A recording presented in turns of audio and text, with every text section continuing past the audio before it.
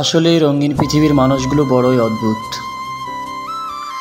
সময়ের সাথে পাল্লা দিতে গিয়ে কত অপরিচিত মুখগুলো পরিচিত হয়ে ওঠে। আজ তারা কোথায়, আমিও বা কোথায়? সময়ের ব্যবধানে এক একজন এক একভাবে হারিয়ে গেছে। এমনও কিছু লোক আছে এখানে যাদের সাথে আমার সেই তখন যোগাযোগ হয়েছিল, এখন আর নেই।